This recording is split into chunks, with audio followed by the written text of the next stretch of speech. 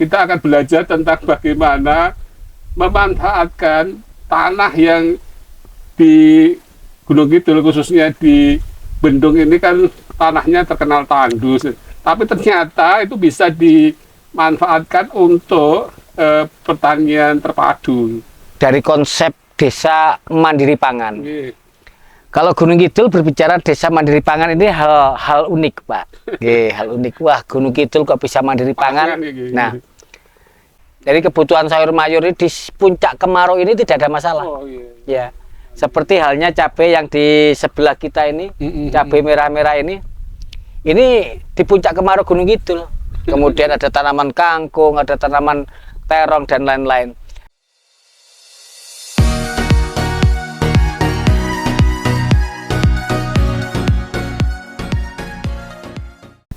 Selamat siang sedulur wira desa, para petani, para peternak, dan berbagai pihak yang peduli terhadap kemandirian desa dan kesejahteraan masyarakat desa. Siang ini kita bertemu dengan Pak Didi Rubianto, Ya, betul. Lurah Kelurahan di Bendung. Bendung, Kapanewon, Semin, Kabupaten Gunung Kidul, Daerah Istimewa Yogyakarta. Jadi kita itu akan belajar, berkarya, dan berbagi soal usaha ketahanan pangan di desa, di kelurahan gitu. Bagaimana kita akan belajar tentang bagaimana memanfaatkan tanah yang di Gunung Kidul, khususnya di Bendung ini kan tanahnya terkenal tandus, tapi ternyata itu bisa dimanfaatkan untuk pertanian terpadu. Kemudian kita juga akan belajar tentang bagaimana mengajak masyarakat atau menggerakkan masyarakat itu untuk terlibat usaha pertanian terpadu ini. Terus kemudian nanti kita juga akan bertanya karya-karya apa yang sudah terrealisasikan di wilayah Kelurahan Bendung ini. Terus kemudian juga bagaimana menginformasikan karya itu ke masyarakat. Selamat siang Pak Didi. Pak Siono. Kita bisa berbincang, kita bisa bertemu. Monggo jenengan jelaskan bagaimana memanfaatkan tanah yang tandus, yang kering, tapi ternyata hijau ya.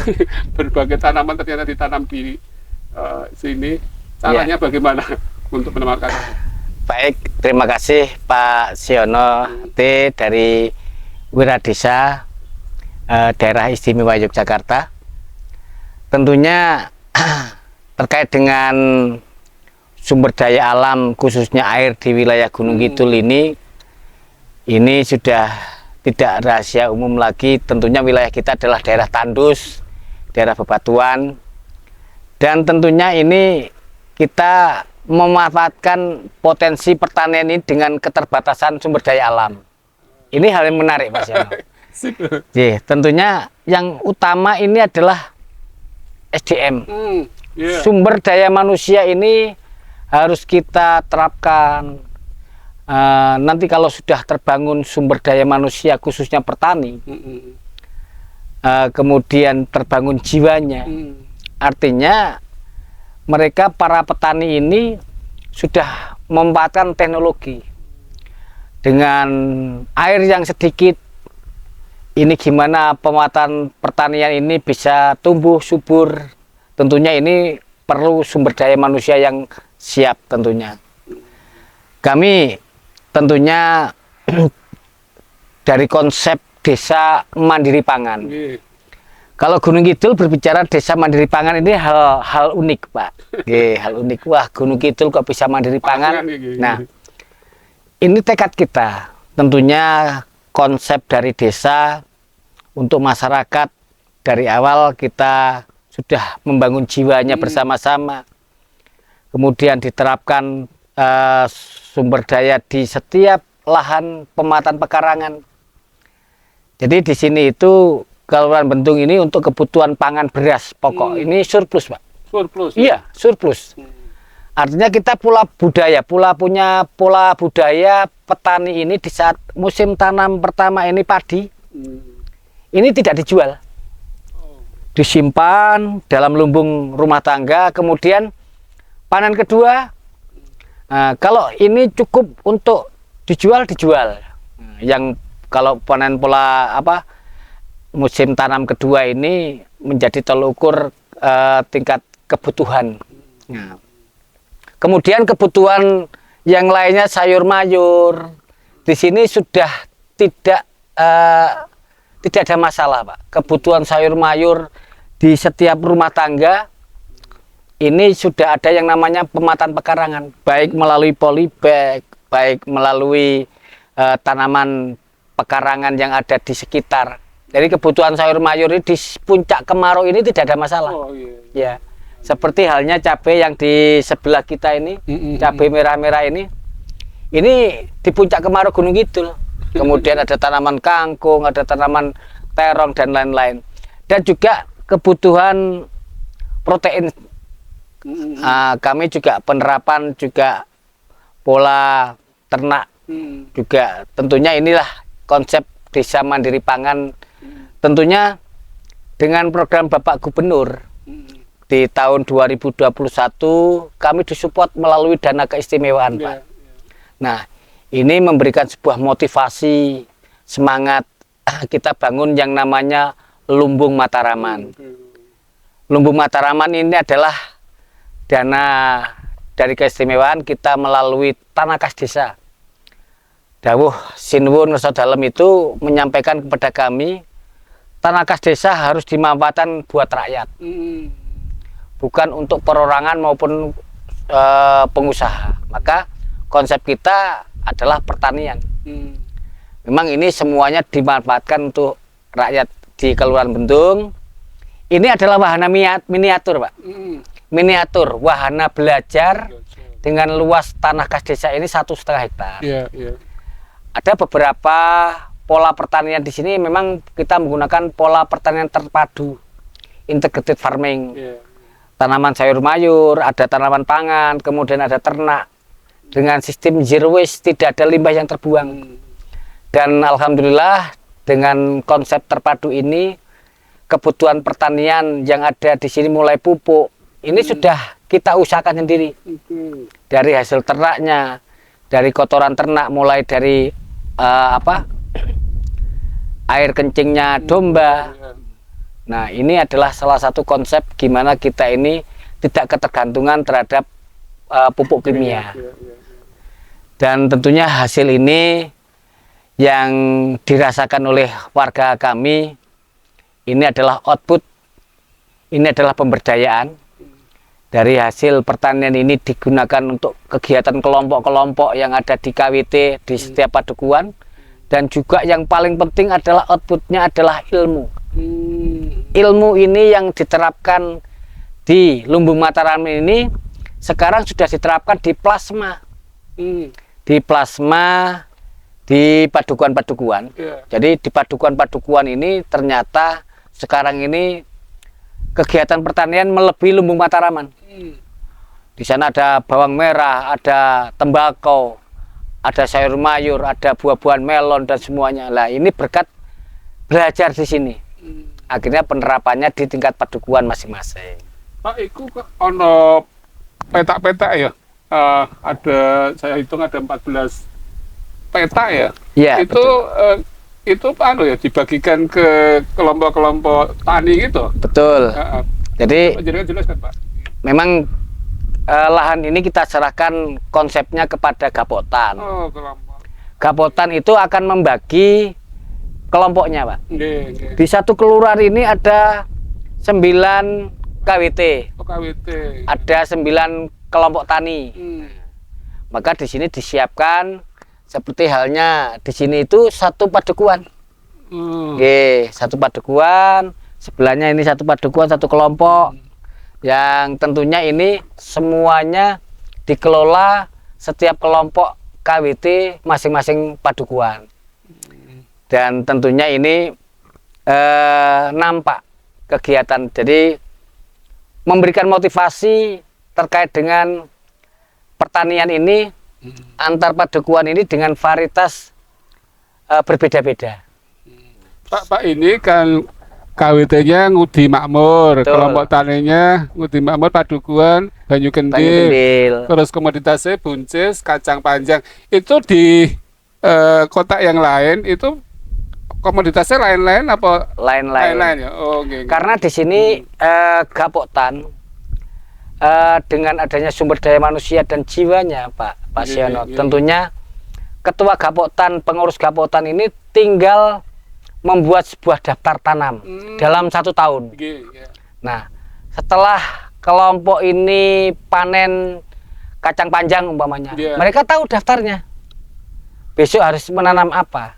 Nah, jadi semua sistem di sini sudah terorganisasi kelembagaannya.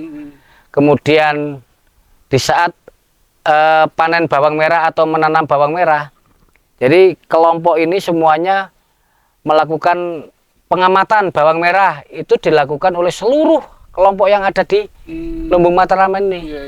Maka belajar, dan alhamdulillah yang awalnya kita ini Lumbung Mataraman menjadi wahana belajar pertanian di tingkat kelurahan kita yaitu Bendung, dan sekarang sudah menjadi tempat wisata. Iya.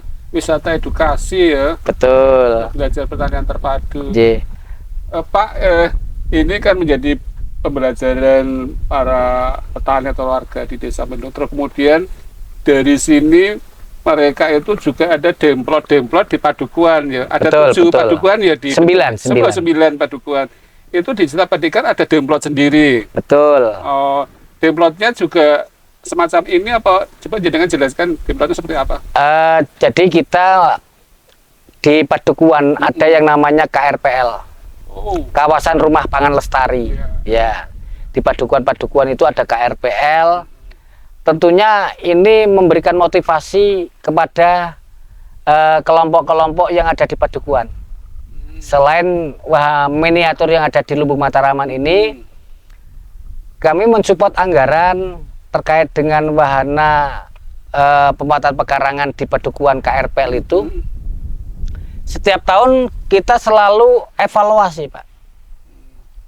Dengan adanya demplot di padukuhan ini, setiap tahun kita evaluasi, kita lombakan apa yang penerapan teknologi yang dilakukan oleh petani maupun KWT yang disampaikan oleh PPL, baik Gapoktan, ini selalu kita evaluasi, baik cerdas cermat, maka di situ akan outputnya benar-benar sumber daya manusia terkait dengan pertanian terserap, tidak hanya sebatas teori tapi juga praktek.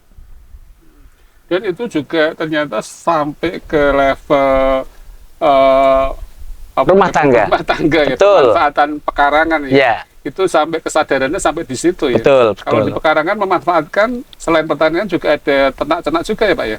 Betul sekali. Jadi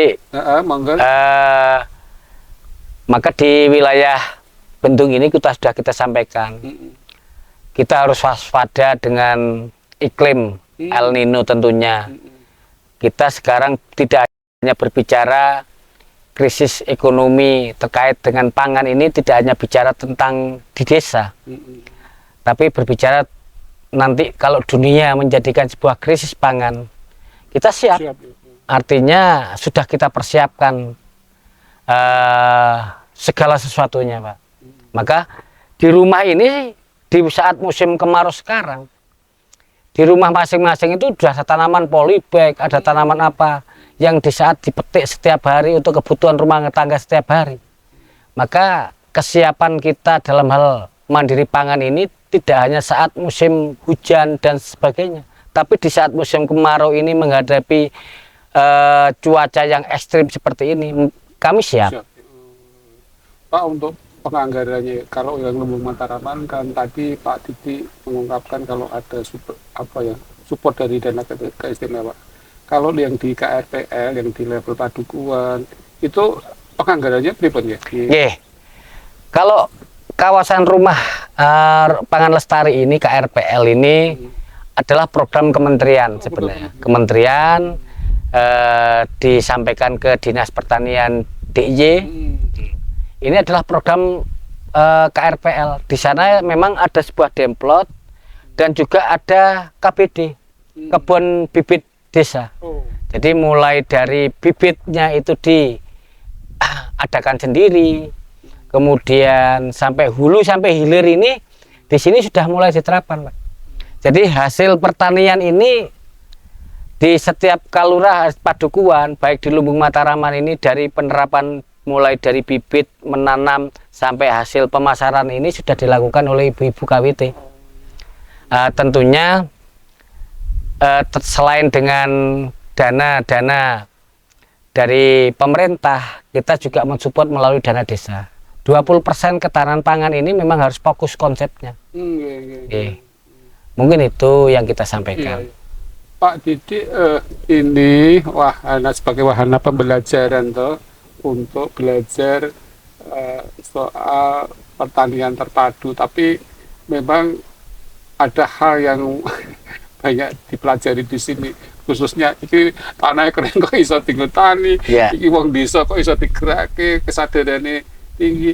Itu sekarang menjadi ya Pak, kayak semacam paket wisata gitu ya, di desa wisata apa namanya Pak, desa wisata sini kan? Desa wisata Amongkesmo. Amongkesmo itu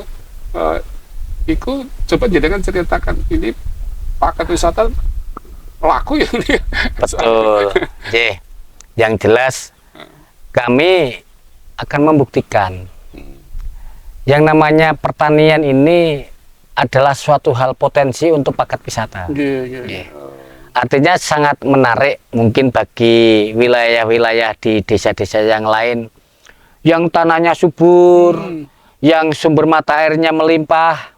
Nah, kok di sini itu sumber mata airnya dengan keterbatasan, kok bisa begini? Nah, mereka akan studi, belajar apa yang ada di sini. Oh, ternyata kuncinya memang satu adalah sumber daya manusia. Kalau sumber daya alamnya melimpah, kalau SDM-nya tidak terbangun, ini juga percuma. Nah, maka sumber daya manusia ini terkait penerapan teknologi pertanian dengan penerapan jiwanya. Nah, itulah menjadi kata kunci gimana membangun sebuah wilayah ini ternyata harus dibangun jiwanya dan SDM-nya. Oke, saya kira begitu perbincangan kita dengan Pak Didi, matur nuwun sangat. Tapi kata kuncinya adalah di SDM, jadi sumber daya manusia. Betul. Dibangun jiwanya dulu, terus selanjutnya SDA-nya bisa dibikin, bisa dibuat, bisa diciptakan dengan teknologi yang ada. Iya, dengan SDM yang berkualitas. Saya kira itu yang disampaikan, semoga bermanfaat. Terima kasih.